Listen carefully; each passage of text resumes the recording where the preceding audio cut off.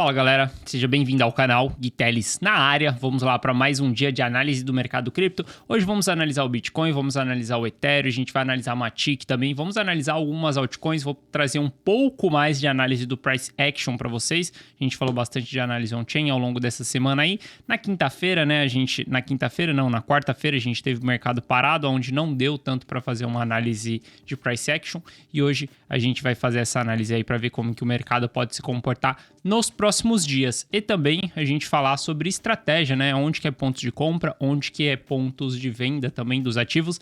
Lembrando que isso daqui não é uma recomendação de investimento, é simplesmente como eu analiso, interpreto e como que eu agiria nesses cenários, beleza? Se você não é inscrito no canal, te convido a fazer parte dessa comunidade. Aqui eu trago um mega conteúdo todos os dias da semana, principalmente quando eu falo sobre análise on-chain. Também trago um bom conteúdo sobre price action, mas na análise on-chain é onde eu destruo mesmo. E hoje a gente não vai falar de análise on-chain, mas isso daí a gente deixa para segunda-feira, beleza? Caso esse conteúdo faça sentido para você, deixa seu like para dar aquela força pro canal também e para eu saber que esse conteúdo está sendo relevante. Chega de papo, bora ver preço, que é o que a gente quer mais saber, né? O que a gente quer saber desse mercado é de gráfico, de preço. Aqui todo mundo é especulador e todo mundo quer focar no preço do ativo, beleza? Então, olhando aqui para o BTC, a gente vai ter aquela cunha que a gente fez um rompimento. Lembra que eu falei com vocês que geralmente o mercado cripto ele faz rompimento de padrões gráficos e não volta para fazer confirmação? A gente teve o rompimento dessa cunha aqui, né? A cunha de ascendente, que tem a maior probabilidade de romper para baixo. A gente rompeu e não confirmou o rompimento. Simplesmente foi embora, desceu, foi ladeira abaixo. E agora a gente tem um rompimento dessa cunha aqui também. Eu até esperava que a gente pudesse voltar para essa região aqui para confirmar, mas é o que eu falei, o mercado cripto, ele não tem o padrão de confirmar o seu rompimento, beleza? Ele tá indo embora, a gente teve um recuo aí, toda negatividade por conta do aumento da taxa de juros, porque os Estados Unidos não fez o pivoteamento, o Fed não fez o pivoteamento do aumento da taxa de juros, mas isso ainda não foi descartado na próxima reunião, mas a gente vê que o mercado cripto, ele tá bem animado. Eu cheguei a comentar com vocês ontem que com a porrada que a gente teve em Arrive, em Matic também, cara, foram dois ativos que subiu bastante ontem, a gente vai falar de Matic hoje, só que ontem Matic subiu 10% e, cara, a gente teve Arrive subindo 80% aí nos dois últimos dias. Eu cheguei a comentar com vocês que o mercado cripto ele tá ocioso. O que seria ocioso? Cara, a galera tá querendo somente uma informação positiva para poder dar all-in no mercado. Isso daí é claramente o que aconteceu em Arrive ontem, cara. Foi simplesmente uma news positiva em meio a todo esse caos que fez o ativo subir 80%. A gente teve outras criptos aí também, como Dogecoin, porque o Elon Musk publicou lá, só que da aquisição do Twitter, a gente teve subindo pra caramba. Isso daí é um sentimento de que os investidores de cripto, cara, que a gente não tá falando que tipo de ativo é bom ou não. O que isso mostra é que o investidor de cripto, ele já tá ocioso há bastante tempo. Cara, a gente já tá há mais de um ano já nessa história toda de aumento da taxa de juros. Começou em outubro, né? Na verdade, em outubro do ano passado, o Fed começou a falar que ia aumentar juros. A gente teve a nossa formação de topo ali no final do ano passado, então a gente já tem um ano de bear market. E nisso, os ativos estão bem descontados, teve bastante queda, todo mundo teve prejuízo aí durante todo esse período, né? É mais difícil fazer grana durante a queda, ao menos que você shortou lá no topo ou que você tenha ficado fora do mercado, simplesmente guardando o seu poder de compra. Só que a gente vê agora que o mercado ele tá bem eufórico nesse sentido de que, cara, qualquer coisa positiva tá dando umas porradas violentas em alguns protocolos. E isso daqui é um sinal interessante. Eu gosto de ver esse tipo de movimentação nessa região que nós estamos hoje, porque hoje a euforia ela tá bem longe do mercado. Por quê? Tem poucos usuários novos. Os desavisados, eles não estão no mercado hoje. Os desavisados, eles sempre vão chegar no topo do mercado, no topo do ciclo. Então, quando a gente tem uma euforia no topo do ciclo, isso é negativo. Só que quando a gente tem uma certa euforia, que é um pouco de confiança, é um pouco de crença de que o mercado bateu fundo ali em patamares tão baixos assim depois de uma capitulação, é bom, é algo positivo. E a gente vê isso em alguns protocolos. eu começo a ficar cada vez mais bullish. Vocês sabem da minha tese é que a gente já bateu fundo, que os $17 mil é o preço mais barato que a gente viu no BTC, no Ether, os $1.000, possivelmente a gente não veja esses ativos nessa região, mas que ele não volte mais para essa região, e que a gente está consolidando a região de fundo através de uma lateralização, que é normal, é simplesmente um processo. E quando eu olho para o BTC, cara, o BTC está formando padrões interessantes já. Primeiro padrão foi esse rompimento dessa cunha aqui, um sinal mais bullish, a gente vê que o mercado não quer cair, tá rejeitando. Olha só a história que o Candle nos conta. Cara, simplesmente rejeição da queda abaixo dessa região dos 17. O mercado não quer vir abaixo dessa região aqui, dos 18 ali, $17 mil. O mercado não quer vir. Tem muita ponta compradora aqui. E aí a gente começa a formar esses padrões bullishes, que são cunhas descendentes, né? E quando a gente tem um rompimento, a gente vê que o BTC está querendo formar um pivô de alta no gráfico diário. Isso daqui é um indicador super interessante, pelo motivo da gente estar com as médias comprimidas, média de 80 dias, média de 14 dias. Cara, já falei para vocês que o dia da média, o número da média ali, não importa. Se você gosta de 21, se você gosta de 14, se você gosta de 7, cara, se você gosta de 90, não importa qual que é o número da sua média. O que vocês têm que saber? Que existem 3 tipos de média. Média de curto prazo, de médio prazo e de longo prazo. De curto prazo, cara, tá aí de, sei lá, de 7 a 21. De médio prazo, tá aí de, sei lá, 30 a 80, e de longo prazo tá de 80 a 200, mais ou menos, depende do número que você quer, o número que você mais gostar. Aqui eu tô usando uma de 80 e uma de 14, e a gente vê que as duas estreitaram e lateralizaram, e a gente está chegando próximo de um afunilamento, né? Tá rolando afunilamento das duas aqui e pode ser que role um rompimento da média de curto prazo em cima da média de longo prazo e ver uma formação de pivô exatamente nessa região que pode ter um rompimento de média. Isso daqui é algo bullish também, é algo interessante no price action, é algo que a gente começa a caracterizar mais ainda a região de formação de fundo no ativo. Então, quando eu olho para o BTC hoje, eu venho falando para vocês que, cara, a gente tem que ser estratégicos no mercado. A gente tem que saber em que pontos que a gente vai entrar, que pontos que a gente vai sair. Pro longo prazo, eu tô posicionado. Eu tô comprando desde os $22 mil, venho montando minha carteira, não me expus 100% ainda, só vou me expor 100% quando eu tiver confirmação de toda a formação de fundo.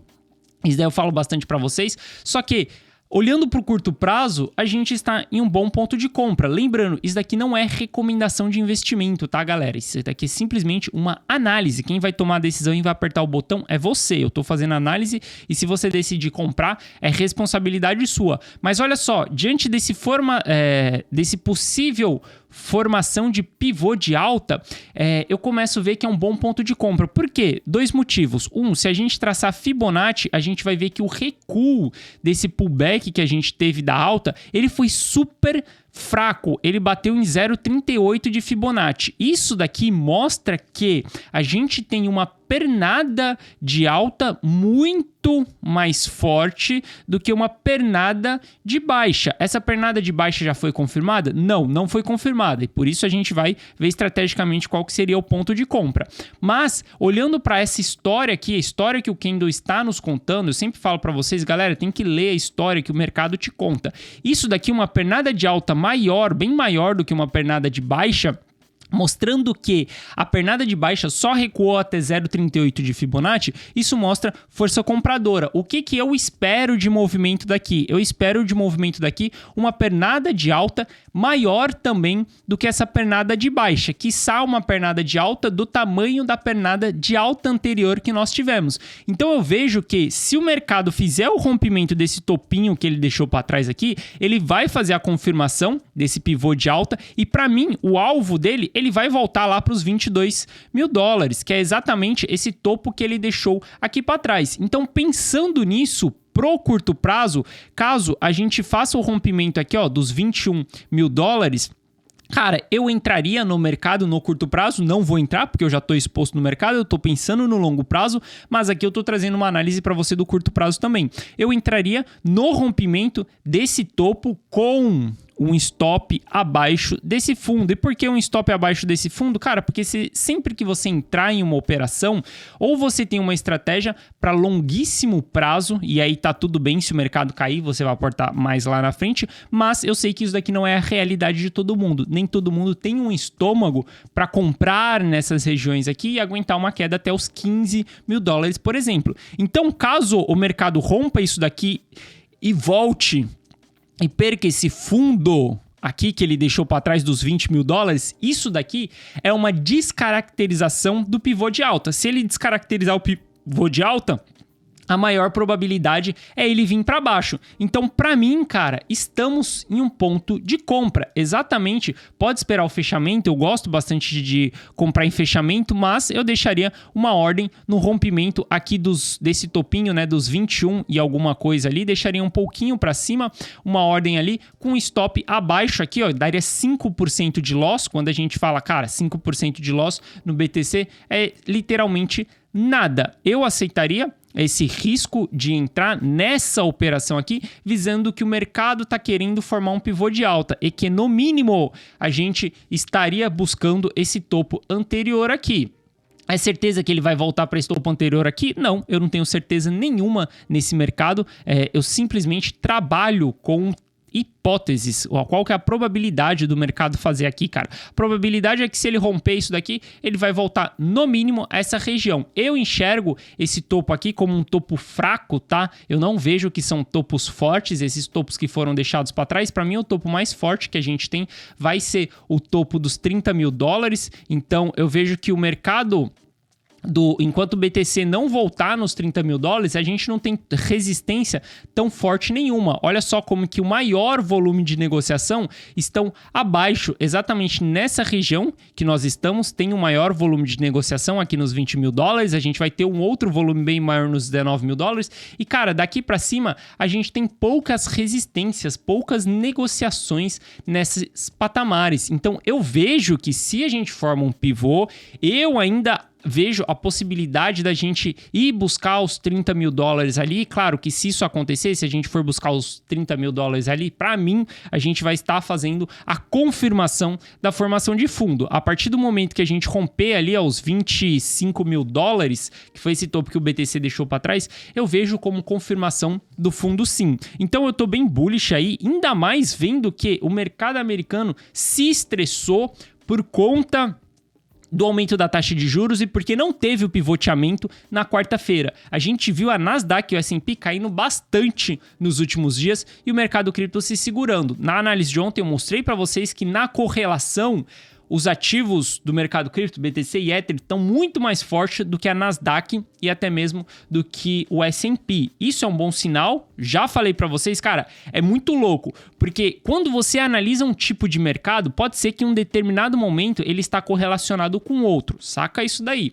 Por exemplo, hoje tudo está correlacionado com o aumento da taxa de juros, está todo mundo olhando para S&P e olhando para a Nasdaq. Só que isso não vai durar para sempre, vai chegar um momento que vai se descorrelacionar.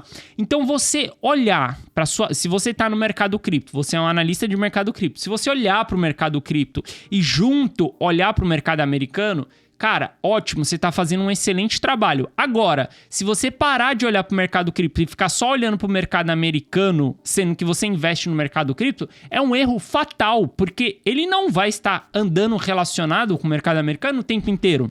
Vai chegar uma hora que as criptos vão se descorrelacionar e ela vai começar a andar por conta própria. Óbvio, a gente tem aperto monetário, a gente tem impressão de moeda, a gente tem ciclo econômico que influenciam todos os ativos, mas não é um erro você olhar só para um dos mercados. Então você ficar analisando o cripto só olhando para a inflação dos Estados Unidos, só olhando para payroll, só olhando para o aumento da taxa de juros, é um erro. Você tem que olhar para isso, mas você também tem que olhar para cripto. E em cripto, eu venho trazendo para vocês há muito tempo que nos dados on-chain a gente está formando o fundo do mercado. A gente está constituindo. Para mim, o BTC é improvável de perder os 17 mil dólares. Então, você tem que olhar para os dois. E hoje eu vejo que a gente está perdendo um pouco desse descorrelacionamento com o mercado americano, mas isso daí a gente só vai confirmar lá para frente, beleza?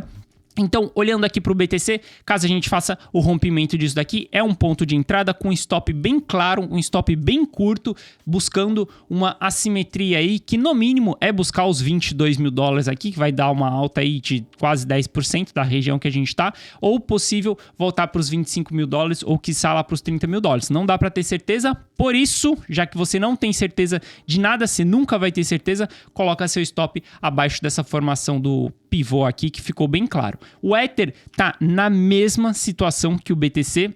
Quando a gente olha em termos de price action, a retração de Fibonacci foi até 0,382 de Fibonacci. Então, é a mesma coisa, cara. Mesma coisa que acabei de analisar para o BTC, é para o Ether também. Se a gente faz o rompimento dessa região aqui, dos 1.670, é um ponto de entrada com um stop curto, um stop bem aqui abaixo aqui dos 1.500 dólares ali, que foi onde ele se segurou, porque se ele confirmar esse pivô de alta aqui, a porrada pode vir do tamanho dessa porrada que foi aqui na primeira alta, e quiçá a gente vá buscar essa linha de tendência de baixa primária aqui, né? A gente fez o rompimento da linha de tendência de baixa secundária e a gente pode ir buscar essa linha de tendência de baixa primária. Rompeu a secundária, pode ir buscar a primária. Então, para mim, o Ether também está em um ponto de compra com um stop bem claro aí, que é um stop, óbvio, que vai ter uma simetria maior, o stop tá de 10% aí, porque a simetria também da alta vai ser maior, quiçá voltar lá para os 2 mil dólares. Quando a gente olha o Ether barra BTC, tá indo embora, o Ether tá ganhando mais valor do que o BTC, isso daqui é bem claro, né? O Ether tá ganhando mais valor perante ao BTC, só que temos algumas resistências a serem enfrentadas, como por exemplo, essa região aqui, que foi deixada de topo para trás, né? O primeiro topo, depois a gente fez o rompimento e não deu continuidade.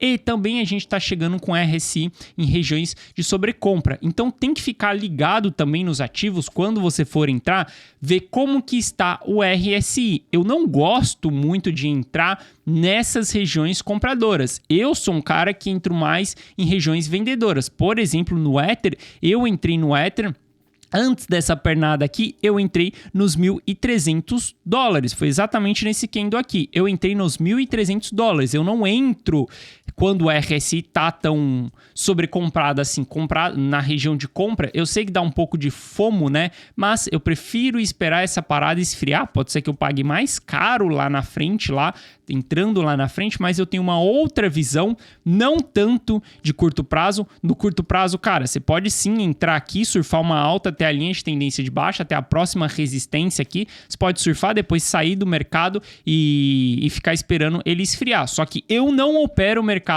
tão no curto prazo. Eu opero o mercado mais no longo prazo. Eu sou mais focado em ciclo de mercado, beleza? Mas eu sei que tem gente que opera mais no curto prazo, por isso que eu trago uma análise para vocês um pouco dos movimentos de curto prazo também. Então a gente vê que o Ether pode continuar ganhando valor aí perante ao BTC. Se a gente puxar a dominância do BTC, a gente vai ver que ela pode continuar caindo aí, ela tá sofrendo um suporte aqui, né? Caso venha perder esse suporte aqui, ó, a dominância do BTC, caso ela perca esse suporte aqui, eu vejo que ela pode vir em queda livre aqui, voltando para essa linha, para esse suporte aqui, né? Que foi o suporte histórico que a gente está tendo aí desde 2021, né? Tá se segurando bastante nessa linha aqui. Só que essa queda aqui do BTC pode fazer com que as altcoins subam bastante. E a gente já tá vendo já que essa queda aí tá trazendo bastante mercado para as altcoins, né? A gente tá vendo aí, ó, ontem eu falei de Matic que tava na resistência dessa lateralidade aqui, do canal lateral, né? E eu não compro, geralmente, quando o mercado tá dentro dessas lateralidades. Eu prefiro um mercado mais direcional do que um mercado lateral. O que seria um mercado mais direcional? Cara, a gente vê pivô, a gente vê retrações de Fibonacci, fica mais claro para você entrar nesses movimentos de pernadas, né? Pernada de alta, pernada de baixa, do que em canais laterais. Eu não gosto muito de operar dentro de canais laterais. Mas a gente vê que Matic rompeu aí, saiu de dentro do canal. Não vou entrar em um ativo também, já tenho uma Matic na carteira, mas não vou entrar em um ativo em uma movimentação como essa de um rompimento. O que eu vou buscar, por exemplo, em Matic? Cara, primeiro ponto, Matic está entrando em sobrecompra no RSI, sobrecompra que foi a máxima ali. Ela pode subir mais um pouco? Pode, mas ela já bateu, tá nas regiões máximas ali de Matic. E o que eu faço nesse sentido? Eu vejo que o mercado saiu da lateralização, ótimo, uma confirmação, saiu rompendo para cima, então a gente tem a probabilidade do mercado dar sequência para cima. Só que como que o mercado anda em ondas, o que eu vou analisar é o pullback, que é exatamente isso que eu acabei de fazer no BTC e no Ethereum. Se vocês lembrarem, na semana passada eu falei para vocês que, cara, durante essa alta aqui não é momento de entrada, você tem que analisar o pullback, por quê?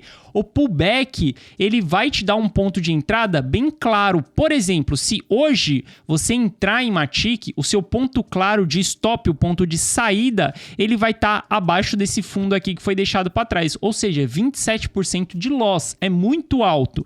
Então, eu prefiro esperar que o ativo suba. E, cara, pode subir mais, pode ser que eu pague mais caro lá na frente, mas isso daqui é o mais coerente. É você entrar na retração e aí você vai analisar aonde que o mercado vai se segurar, que região que o mercado vai se segurar. A partir do momento que você vê que o mercado se segurou, traça uma Fibonacci, vê que é um ponto de suporte, o mercado está mostrando força, quer formar um pivô, aí você pensa em entrar no ativo, porque você vai estar entrando no ativo em alguma região com stop bem mais curto, né? Aqui, sei lá, eu tô traçando aqui, deu 13% de stop, mas você tem que analisar na hora ali como que vai ser o ativo. A gente tá olhando pro BTC aqui, tá dando 5% de stop, Ether tá dando 10%, mas entenda que o seu stop vai ser bem menor do que um stop se você entrar em um FOMO desse daqui, né? Uma barra verde, cara, você vai estar com um stop de 26%. E eu sempre falo para vocês que você tem que entrar com a bunda na parede, cara. Não importa qual ativo você esteja entrando, tenha uma estratégia. Seja um caixa para você aportar caso o mercado caia, ou seja um ponto de saída caso o mercado caia também. Por que você acha que muitas pessoas ficam presas no topo do ciclo, no topo de qualquer ativo? Pelo simples fato dela não ter um ponto de saída, ela não saber aceitar prejuízo, ela não ter gerenciamento de risco. Comprar um ativo em topo e ficar fazendo dollar cost average até o ativo chegar no fundo do poço dele, cara, é uma parada que destrói o seu mental, destrói, você não consegue fazer isso, porque sua maior entrada ela vai estar lá em cima e você não vai conseguir diminuir tanto o seu custo médio. Por isso que a estratégia DCA, dollar cost average, ela funciona, mas ela tem um porém aí. Ela funciona quando você compra em região de fundo, quando você faz DCA em região de fundo. Faz DCA durante uma queda de um ativo para você ver se você vai conseguir diminuir o seu custo médio. Você não vai conseguir diminuir o seu custo médio. Então sempre tenha um ponto de saída claro. Não importa qual seja a sua estratégia. Para quem não se recorda aí, para quem é mais novo no canal, mas para quem é mais velhaco no canal, vai lembrar que quando eu comecei a aportar nessa região aqui dos 22 mil dólares,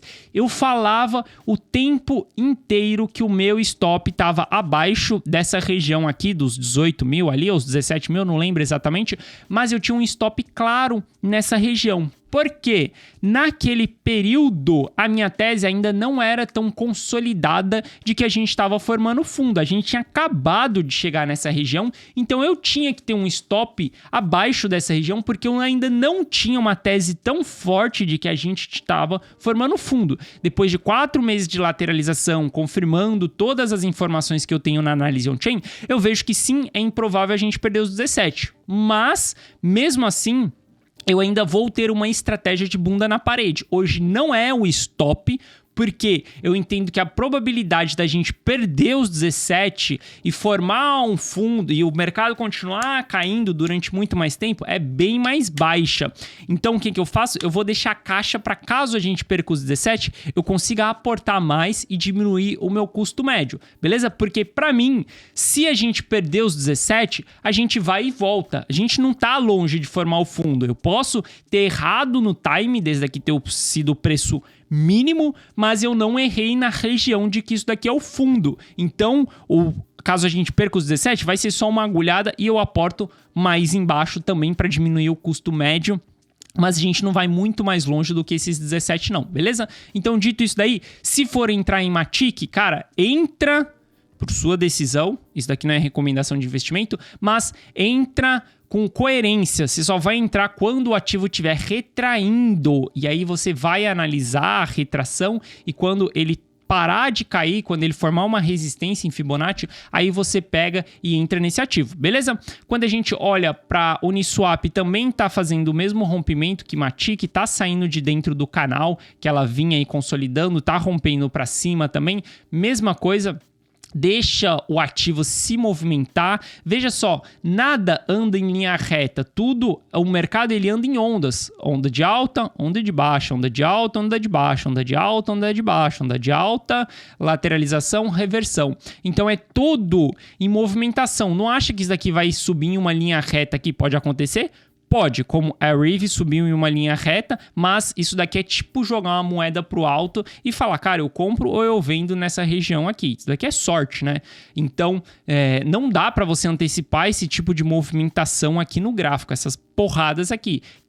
Eu ainda falei ontem, quem estava exposto em Arrive e viu essa porrada aqui, cara, realiza lucro, porque a probabilidade disso daqui retrair é muito alta, beleza? Então o Uniswap também tá subindo, ótimo, quero ver esses rompimentos para cima aqui, vou analisar o recuo ou o pullback. Quando a gente tiver o pullback, não importa se eu vou pagar mais caro aqui do que comprar aqui. A única diferença que eu tenho desses dois pontos é que aqui eu vou estar entrando com estratégia, com ponto de entrada, um ponto de saída, com tudo bem claro para mim. Se eu entrar aqui, cara, eu tô jogando a moeda para cima, é simplesmente sorte. Você pode entrar aí, pode jogar a moeda para cima, falar que cara é compra e coroa é venda. E aí der cara, você pode comprar aqui, você fazer dinheiro, cara, pode dar tudo muito certo nessa sua jogada de moeda para cima. Só que é difícil você ter consistência nisso daí. Você tá sempre acertando. Como que eu sei, cara? Simplesmente porque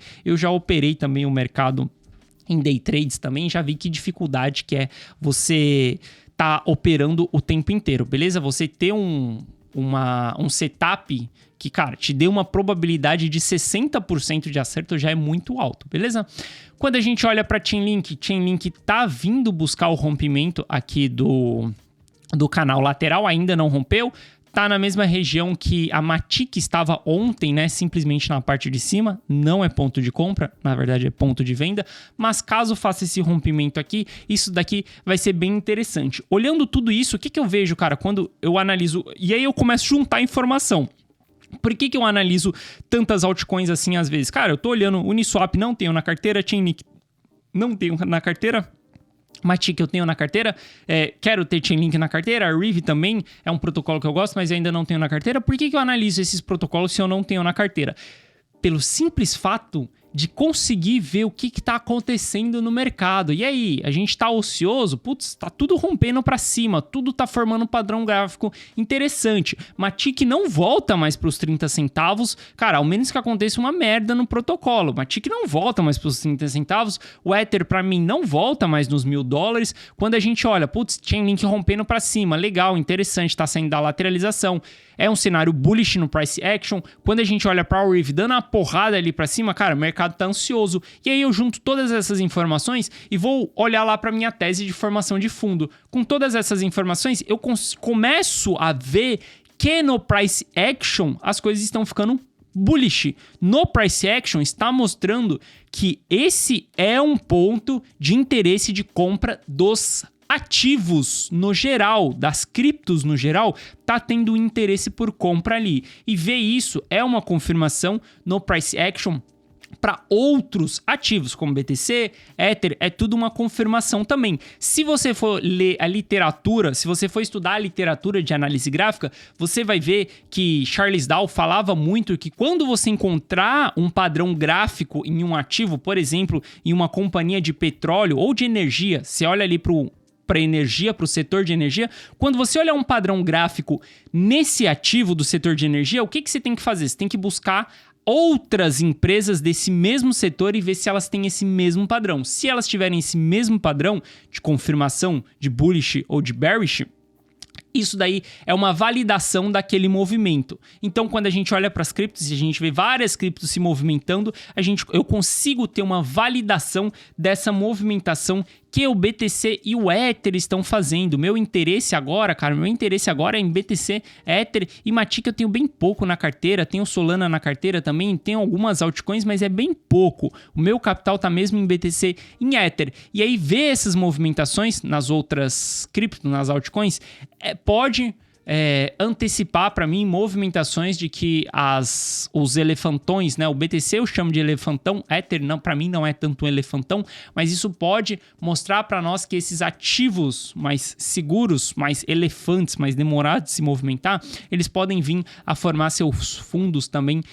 confirmar, né, seus fundos em breve. Formar o fundo eu já acho que a gente está formando, mas confirmar o fundo a gente não confirmou, por exemplo, como Matic. Eu olho para Matic e eu falo, cara, a gente não vai voltar para 30 centavos.